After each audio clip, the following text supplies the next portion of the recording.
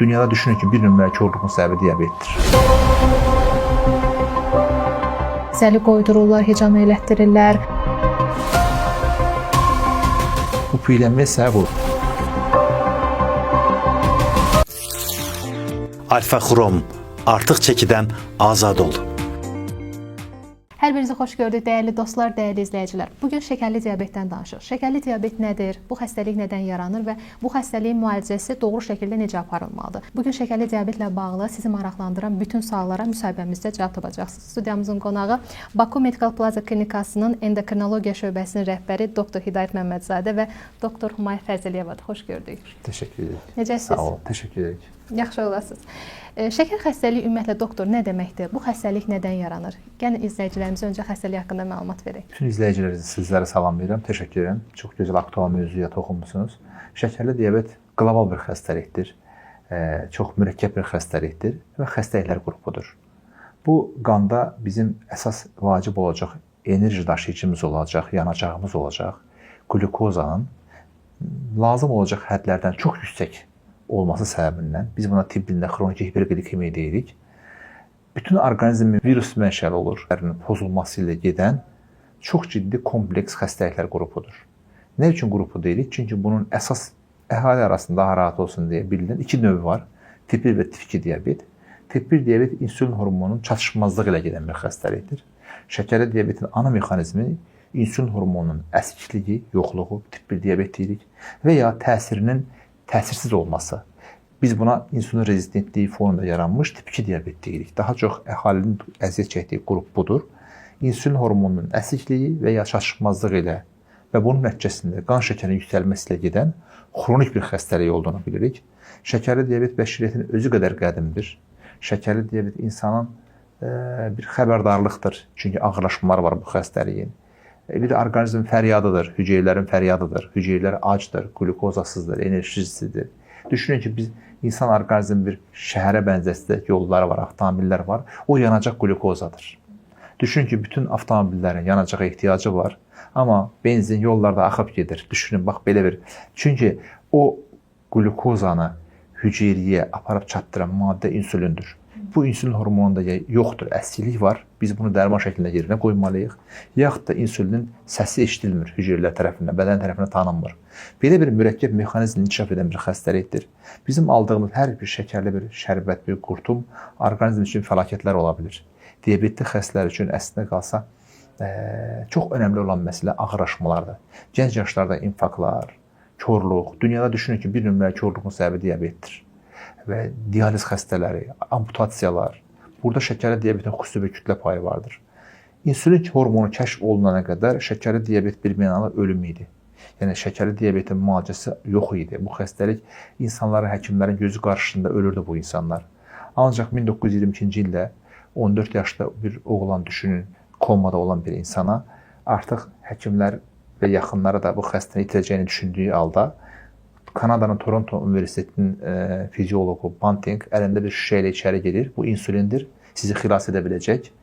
Böyük ümidlə hər kəs bu dərmanın təsirini, bu eksperiment üzərində, itlər üzərində o apardığı təcrübə ilə müəyyən etdi ki, insülin qan şəkərinə sala bilir. Müəyyən bir doza vurduqdan sonra insan gözünü açır, komadan ayılır və o Leonard Thompson adlı həmin o 14 yaşlı yeniyetmə 35 yaşına qədər, 35 yaşında pnevmoniyadan ölür. Dünyada ilk insülin almış insan olaraq tarixə düşür və o insan uzun illər insülin vuraraq şəkərli diabetə qalib gəlir və yaşayır. O vaxta qədər bu insülin çatışmayanlığı olduğu üçün bu xəstəlik ölüm demək idi. Artıq o vaxtdan bəri insanların şəkərli diabetə münasibəti dəyişdi, baxış dəyişdi. Sonrakı illərdə tip 2 diabet kəşf olunmağa başladı ki, artıq insülin təsirsizliyinə bağlı başqa bir xəstəlik də var. İndi artıq onun müalicəsi üçün də xeyli dərman metodları və s. var. Amma şəkərli diabetə qarşı hər zaman ayıq-sayıq olmalıyıq. Artıq hər evdə bir diabetli xəstə var. Bugünkü statistika 537 milyon diabet xəstəsinin olduğunu göstərir. Amma bu rəsmi statistikadır. Dünyada diabetli insan qədər diabet riski daşıyan insan var. Və bu insanların bir çox xəstəliyindən xəbərsizdir. Bu şikayətsiz gedən bir xəstəlik olduğu üçün ağırlaşmalar üzə çıxdıqda biz məlum olur ki, artıq siz diabet xəstəsiymişsiniz. Yəni o orqanizm fəryadıdır dedim şəkərli diabet. Bu fəryada, bu haraya vaxtında cavab vermədikdə, diqqətsiz, laqeydlik olduqda bu orqanizm həyatı bahasına başa gəlir. Erkən ölümlərin, şikəstliyin, səbəbi də şəkərli diabet. Amma idarə edə bilirsə bu xəstələr uzun müddət aktiv sağlam həyat tərzində keçirib yaşaya bilirlər. 14 yaşlı gəncdən danışdınız. Bəli. Maraqlıdır, bu gənc 14 yaşında xəstəliyi necə tapıb? Qidadanmı tapıb, yoxsa bu xəstəlik genetikdirmi, ona atadan, anadan yaxud da ki qohumlardan ötürü? Bəli. Şəkərli diabetin bilinən bir səbəbi yoxdur. Bu polietioloji xəstəlikdir. Yəni çox səbəbli xəstəlikdir. Daha çox tibdə şəkərli diabet ilk olaraq bilinən tip 1 diabet, insülin tələbli diabet, insülin hormonu çatışmazlığı ilə əlaqədar yaranır.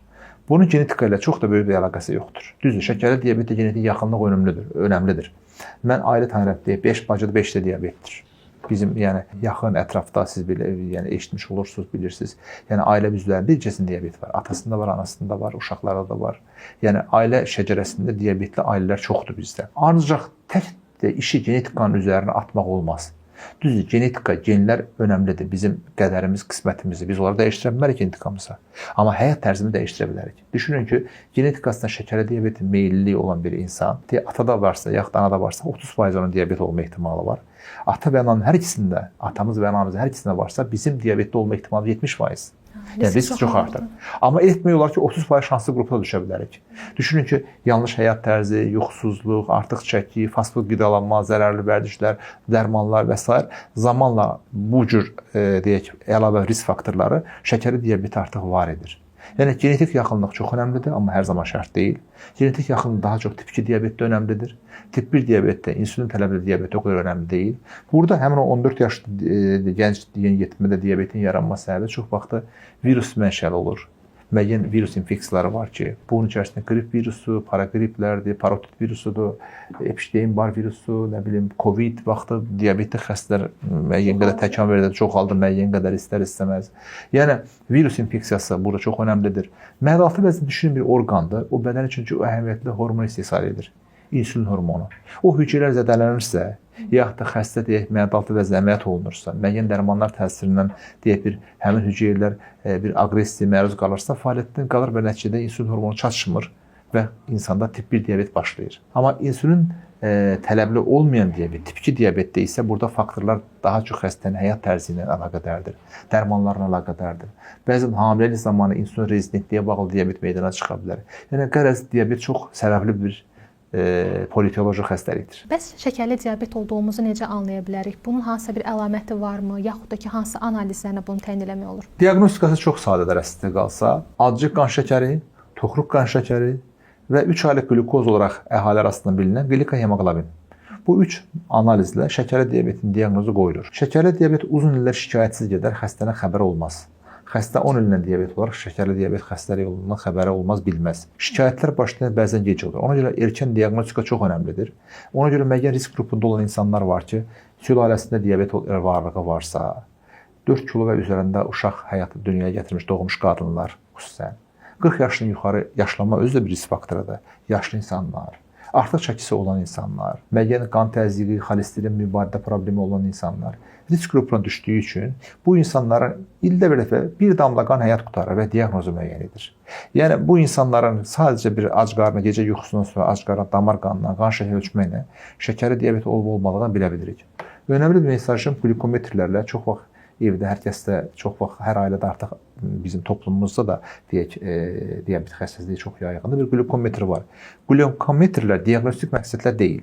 Var olan diabetli xəstə, diabet diaqnozu qoyulmuş xəstələrə monitorinq üçün lazımdır. Yəni məndə də bir şəkər varmı, yox deyə barmaqla ölçüm olmaz. Mütləq bunun üçün damar qanına yoxlanılmalıdır. Gərəksə şəkər yükləmə testi olunmalıdır. Poliklinik şəraitdə və 2 saat sonrakı qan şəkərinə baxırıq. Yeməkdən sonraki postprandial glukoza dediyimiz şəkərin miqdarı əgər 200 mg desilitrin üzərindədirsə və yaxud da acı qan şəkəri 126 mg desilitrin 7 mmol üzərindədirsə, o zaman sizdə həyat boyu davam edəcək şəkərli diabet xəstəliyi vardır deyirik. Glikohemoqlobin 3 aylıq glukoza son 3 ayın ortalama bir göstəricisidir. Glikemik kontrolunda qızıl standartıdır. Bu göstəricidə 6,5%-in üzərində olursa, 6,5, 6,5%-in üzərindədirsə, bu insanlarda şəkərli diabet diaqnozu qoyulur. Amma yaxşı olar ki, bu göstərici 2 dəfə tək konfirmə olunsun. Yəni bir dəfə yoxlamaqla yox, 2 dəfə ən azı yoxlanılmalıdır ki, diaqnoz təsdiq olunsun. Və şəkərin dediyim bu acıq, toxluq, qan şəkəri və glikohemoqlobin göstəriciləri təkcə diaqnostik məqsədlə deyil, eyni zamanda bunlar bizim xəstəliyin dərəcəsini də müəyyən edir. xəstə insan var şəkəri deyək 130-dur, bir baş şəkəri 300-dür. Bunlar risk daşımırlar. Yəni o rəqəmlər bizim üçün eyni zamanda xəstəliyin riskini, onun ağırlaşmaların varlığını da müəyyən bizə sözlər deyir. Yəni diaqnostikası çox asandır.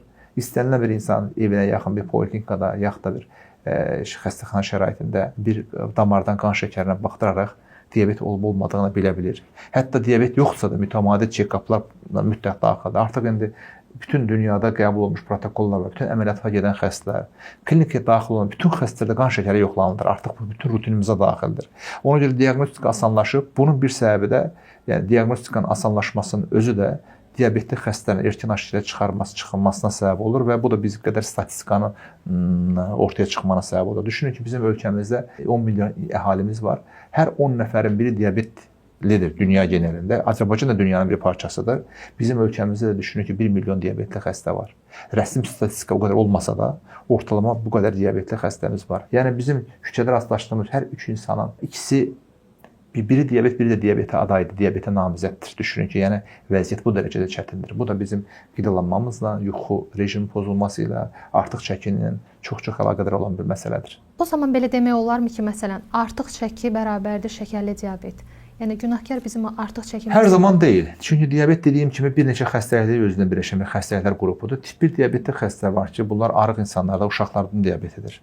Onlarda çəki çox da rol oynamır. Burada məadaltı vəzn adacıq aparatının virus və yaxud da başqa dərmanlar tərəfindən zədələnməsi nəticəsində insulin hormonu çatışmazlığı gedən bir xəstəlikdir. Kilo ilə çox da əlaqəsi yoxdur. Alfa Xrom, artıq çəkidən azad ol. Hansı dərmanlar məsələn zədələyə bilir onu? Məsəl üçün çox dərmanlar var ki, bunlar qan şəkərini yüksəldə biləcək bu kateqoriyaya aiddir. Bunlar ən birinci steroidlər, prednizolon, deksametazon qrup dərmanları ki var, steroid hormonlar. Bunlar məsəl üçün qan şəkərini yüksəldib ikincili diabet yarada bilir. Bəzən sekundar diabet səbəbi, medikamentoz diabet dediyimiz bir diaqnoz ortaya çıxarır. Amma bəzi insanlar var ki, deyək, sinir xəstələri, revmatik xəstələr bu dərmanı içmək məcburiyyətlidirlər. Yəni o dərman da həyat qurtarıcı bir dərmandır, deyil, steroid qrupu dərmanlar. Amma bunların bir əlavə təsiri kimi qan şəkərinin yüksəlməsini də biz nəzərdə saxlamalıyıq. Statinlər bəzən qan şəkərini yüksəldə bilir, önəmli bir qrupdur. Bəzi qrup antibiotikləri var, bəzi qrup immun checkpoint inhibitorları, bəzi preparatlar var ki, bunlar qan şəkərini yüksəldə bilir. Bunlar az bir qrupdur, dərmanlara bağlı qan şəkərinin yüksəlməsi. Amma bizim günümüzdə bəli, əsasən dediyiniz çəki problemi tip 2 diabetli xəstələrin 90%-ə qədər əhatə edən bir qrupdur və bunun da daha çox səbəbi artıq çəkidir. Yəni artıq çəki metabolizmanın iflasıdır, artıq çəki şəkərli diabeti başladan bir səbəbdir. Tip 2 diabet üçün, şəkərli diabetin progressiyonu üçün, yaranması üçün tip 2 diabetdə önəmli yer tutur artıq çəki. Çünki dünyada piylənmə artır. Niyə diabet artır? Çünki piylənmə artır. Piylənmə ilə bunun artması paralellik göstərir, mütənasiblik göstərir. Çox zaman çəki bəli günahkardır, dediyiniz sizin təbirinizcə söyləsə, amma hər zaman deyil. Çünki bunun dərmanlara bağlı, tip 1 diabet viruslara bağlı, əməliyyatlara, cərrahi əməliyyatlara bağlı, müəyyən onkoloji xəstəliklərlə bağlı olan səbəbləri də unudulmamalıdır. Son vaxtlar ən çox eşitdiyimiz sözlərdən biri də insulin dirəncidir. Adətən arıqlaya bilməyən insanlara ən çox qoyulan diaqnoz da budur. İnsulin dirənci ümumiyyətlə nə deməkdir və sağlam insanlarda hətta bu gün rast gəlinir. Bu nədən yaranır və müalicəsi varmı? İnsulin dirənci insulinlə qarşı bir bədənin həssaslığının itməsidir. O həmin hüceyrənin fəryadı ki var, onu bədən eşitmir. Yəni bədənin əslində qasda bir qorunma, müdafiə reaksiyasıdır. İnsulin rezistentliyi və yaxud da insulin dirənci, dirənci türkçə deyirik, müqavimət Azərbaycanca deyirik. Yəni insulin rezistansı, insulin rezistentliyi. Yəni düşünün ki, bir ana uşağını çağırır, uşaq cavab vermir, bir müddət daha çox bağırır, daha çox çağırır ki, ona hay versin. Bu da rezistentlik bunun kimi bir şeydir. Orqanizm özünü bloklayır. Bizim düşünün ki, bir deyək insanın 5 qram qlukoza ehtiyacı var. Daha fazla qlukoza daxil olursa, qlukoza toksik bir maddədir, hüceyrələri öldürür. Orqanizm özünü bloka alır, qapıları bağlayır, bloklanır və artıq o qlukozanın girişini saxlayır. Yəni çox qlukoza alıb məhv olmaqdansa ac qalmağım daha çox önəmlidir məntiq ilə. Orqanizm bunun bir müdafiə, kompensator olaraq o qlukozanı içəri almağa qarşı bir rezistentlik göstərir. Gərəyindən artıq daxil olan qlukoza hüceyrə üçün toksik olduğu üçün orqanizm onu bloklayır. Bizim orqanizmin 5 qram qlukoza ehtiyacı var. O gün ərzində bir meyvə yeməklə ödənilir. Görün biz amma nə qədər qlukoza alırıq? Külli miqdarda. Bəzən düşünün ki, bir çay süfrəsində insan qlukoza, şirniyyat, tatlı, mürəbbə, tortlarla 2000 kalori, 3000 kalori enerji alır. Bu piyələnməyə səbəb olur. Amma orqanizm nə etsin? Kompensator olaraq artıq hüceyrələrə bloklamağa, ac qalmağa üstünlük verərək bir blok rejiminə keçir ki, o glukoza bizə daxil olmasın. Amma bu bloklanmanın fəsadı da insulin rezistentliyi, hüceyrələrin bloklanmağı, hüceyrələrin ac qalmağına və ölməyinə səbəb olur. Yəni insulin rezistentliyi başlayan bir prediabetdir, pre-prediabetdir. Biz bunu müxtəlif yollarla Karo indeksi, HOMA indeksini yoxlamaqla əhali arasında artıq çox belə dəbdə olubdur, yoxlamaq edirik. Amma hər zaman bunlar həqiqət əks etdirmir. Mən belə bir deyim, əgər piyələnmə problemi varsa, artıq çəki varsa insulin rezistentliyi var. Əksər hallarda insulin rezistentliyi piyələnmə ilə çox bərabərdir və bunun müalicəsi də çox vaxt sağlam həyat tərzi və arıqlama ilə də. İndi olur ki, bəzi medikamentoz üsulların da burada təsiri var, amma kömək etmək olur təbii ki, amma ən önəmli şey insulin rezistentliyi, insulin sensitizerlər var, müəyyən preparatlar var ki, buna təsir etmək olur. Amma ən önəmli mən həkim kimi düşünürəm, sağlam həyat tərzi, sağlıqlı arıqlamaq, kilo verməklə insulin rezistentliyini və bununla da diabet riskimizi ortadan qaldırmış ola bilərik. Alfa Xrom, artıq çəkidən azad ol. İcazənizlə Xeyla xanım, mən bir daha sizi salamlayıram, dinləyicilərimizə həmçinin. Mən Hidayət bəyə söylədiklərinə əlavə olaraq nə təklif etmək istərdim. Yəni, insulinə həssaslığı artıran maddələr haqqında söhbət getdi. Sözsüz ki, bu həkimlərin müalicə çeşidində xeyli belə preparatlar var, dərman vasitəsi olaraq və s. Amma yenə də Hidayət bəyin sözlərinə qüvvəli olaraq. Yəni, həm həyat tərzini dəyişməklə yanaşı, qidalanma tərzini dəyişməklə yanaşı, hansı ki, piyələnməsi və şəkərli diabet ikinci tip olan pasientlərdə bəzən bu problemi aşmaq çox çətin olur, pəhrizə oturmaq çətin olur, aclıq hissinə dəf etmək çətin olur. Azərbaycan bioloji aktiv qida məhsulları bazarında bəzi məhsullar var, hansılar ki, bu patologiyalarda və ya bu problemlərdə pasientlərə həlli yolunu tapmağa yardım edir. Məsələn, Alfa Xrom adlı bir məhsul var, hansının ki, tərkibində 2 komponent var. Bunların biri xromdur. Xrom insulinə həssaslığı artıran komponentdir. Təbii maddədir, sözsüz ki, və həmin pasientlərdə iştahı və şirniyyata meyli azaltmağa yardımcı olur və hüceyrə səviyyəsində, toxuma səviyyəsində şəkər mübadiləsini tənzimləməyə yardımcı olur. Bundan başqa alfa-lipoy adlanan maddə var, hansı ki, alfa-lipoy yağ mübadiləsinə müsbət təsir göstərir. Paralel olaraq şəkərli diabetli pasientlərdə çox rast gəlinən və onların həyat keyfiyyətinin pisləşməsinə və hətta ölümünə səbəb ola bilən ağırlaşmaların yaranmasına profilaktik qarşısını alma yolunda bir dəstək göstərir. Məsələn, bunlardan ən çox klinik tədqiqatlardan da keçmiş xüsusiyyət diabetik neyropatiya deyilən patologiyadır. Hansı ki, şəkərli diabetli pasientlərdə bəzi sinirlərin zədələnməsi ilə yanma hissi, keymə hissi, paresteziya deyilər, yanlış bir hissiyatların olması ilə müşahidə olunur. Amma bu xronik xəstələrdə daha çox ön plana çıxır. Bu pasientlərdə bəzən ağır formalarda hətta doktorun bayaq söylədiyi amputasiyaya qədər gəlib çıxara bilər. Sözsüz ki, bu kompleks yanaşmadır və şəkərli diabetli pasientin istər-istəməz endokrinoloq mütəxəssis nəzarəti altında olması və kompleks yanaşma olması lazımdır. Həm həyat tərzi dediyimiz kimi qidalanma tərzi, dərman müalicəsi və yanaşı olaraq kompleks müalicənin içərisində alfa xrom tipli bioloji aktiv qida məhsullarının daxil olunması ola bilər ki, yenə də məqsədimiz bu pasientin həyat keyfiyyətini yaxşılaşdırmaqdır. Qida əlavəsindən danışdıq, sağlam qidalanmadan danışdıq. İstəyirəm dərman məsələsinə də toxunaq. Şəkərli diabetin müalicəsində istifadə olunan dərmanlar, bu dərmanların hər hansı bir bayaq sadaladığınız, məsələn, bəzi dərmanlar kimi yan bir təsiri varmı, zərəri varmı və bu dərmanları biz ömürlükmü istifadə etməliyik? Çox maraqlı sualdır, çox doğru deyirsiniz.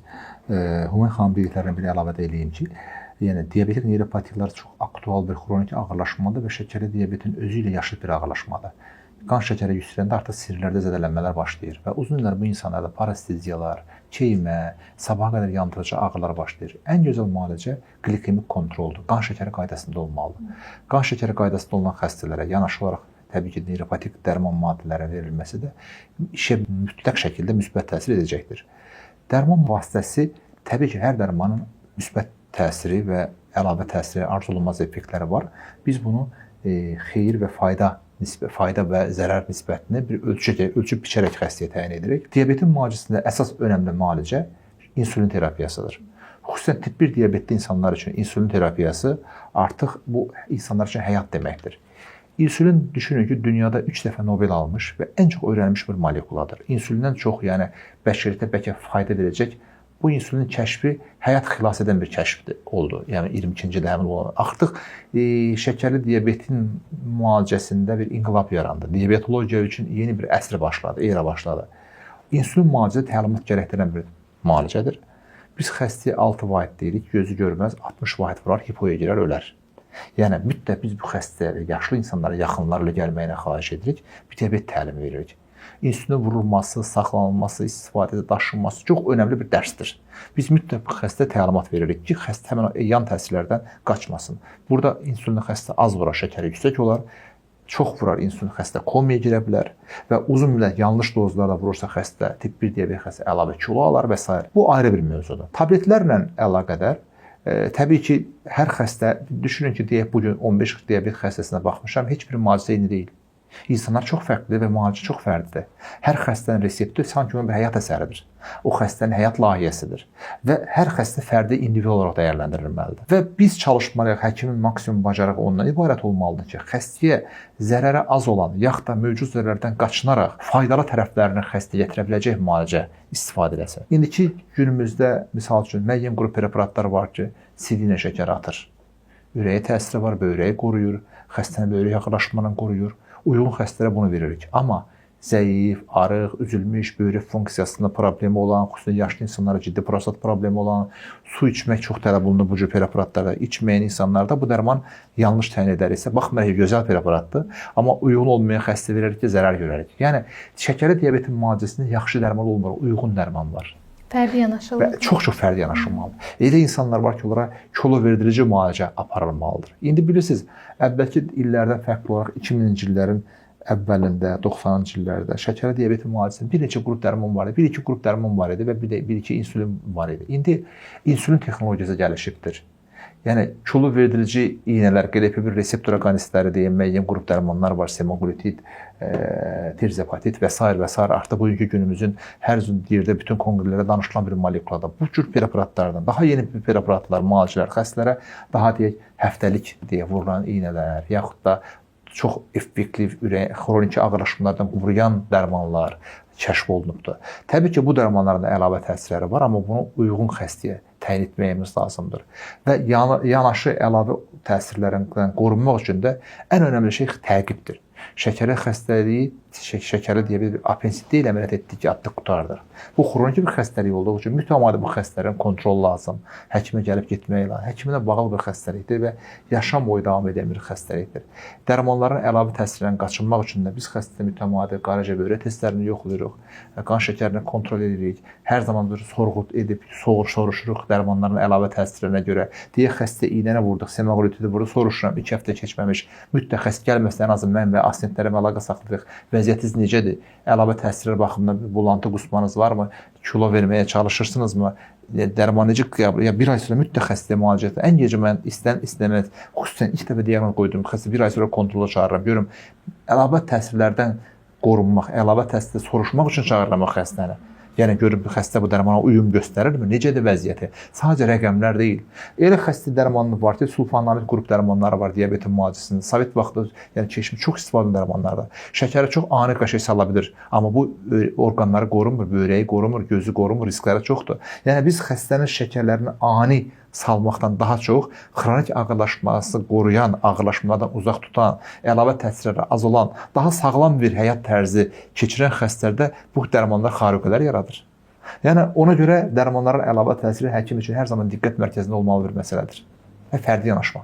Dərmanla yanaşı mənim çox maraqlıdır qida əlavələrinin şəkər xəstəliyi müalicəsində rolu necədir? Məsələn, dərman qəbul edirsə əgər bir nəfər yanaşı olaraq qida əlavəsi qəbul edə bilərmi?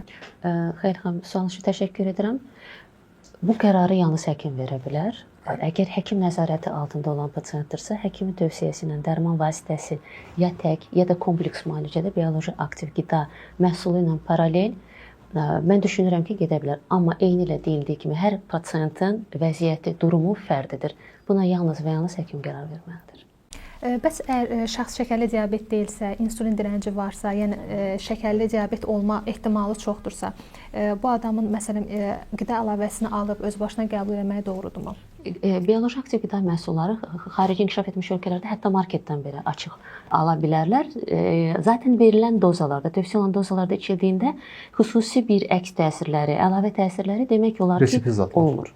Bəli, əgər pasient öz vəziyyətini tanıyırsa, öz orqanizmin xüsusiyyətlərini bilirsə və deyəlim ki, artıq çəkin ona verə biləcək təhlükələrdən xəbərdardırsa, bunun qarşısını önləmək üçün hər hansı bir çarə, tədbir düşünürsə, o zaman çox savadlı yanaşma olar ki, həyat tərzinin dəyişilməsi, qida tərzinin dəyişilməsi, fiziki aktivliyin artırılması, yuxu rejiminin normallaşdırılması, emosional vəziyyətin müsbətə qaldırılması və dəstək üçün hər hansı bioloji aktiv qida məhsullarından istifadə ola bilər ki, iştahını azaltmağa, şəkərə, misal üçün, alfa-xrom kimi və şəkərə meylini azaltmaqla qidalanma tərzinin dəyişdirilməsinə dəstək olsun.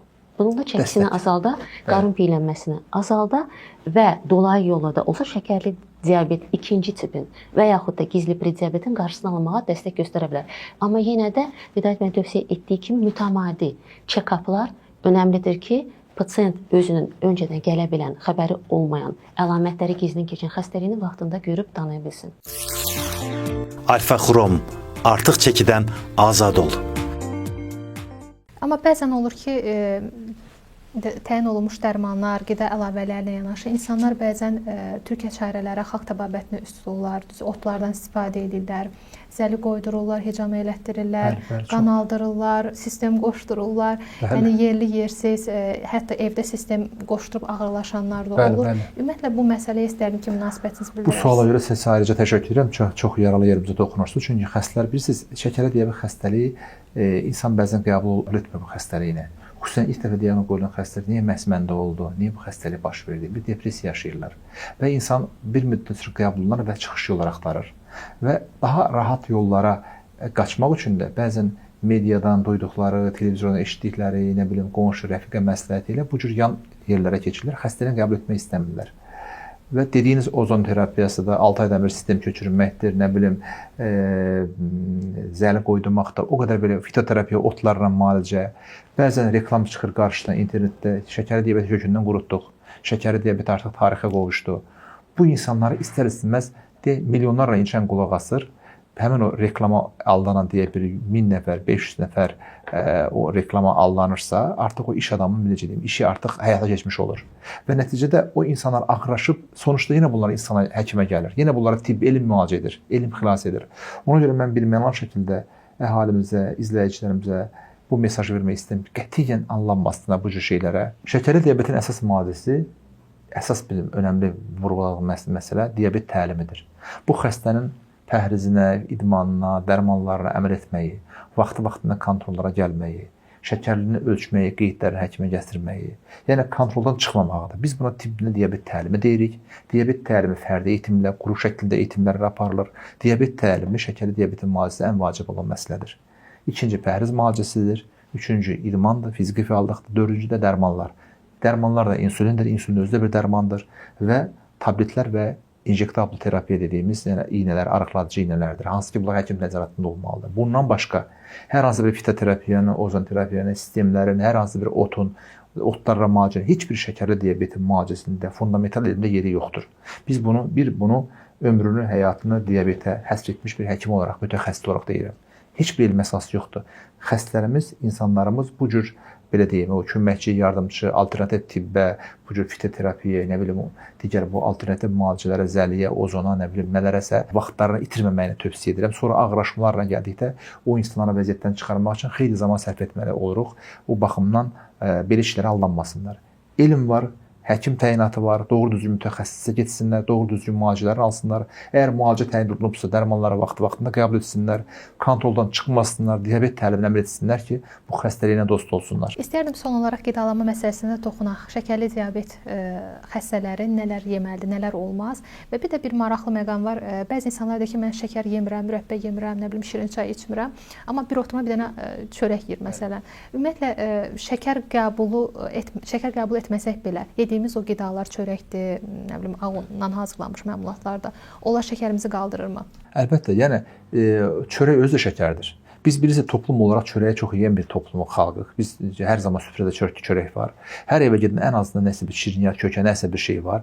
Biz insanlar şəkər yedikdə sadəcə pesox, şəkər tozu nəzərdə tuturlar ki, buraya da mürəbbəni uzaqbaş nəzərdə tuturlar. Amma bilmirlər ki, evdə olan bütün pereniklər, peçenyələr, vafillər, mürəbbələr, nə bilim, onlar hamısı şəkərdir. Yəni çörək özü də şəkərdir. Yəni bacardıqca bunlara çox minimalizə etmək lazımdır. Adi makaron, yəni bunlar ham bal, yəni təbii baldı qəbul etmək. Şəkər xəstəsi bu sizə məsləhət deyil, ya da çox məhdud miqdarda istifadə olunmalıdır.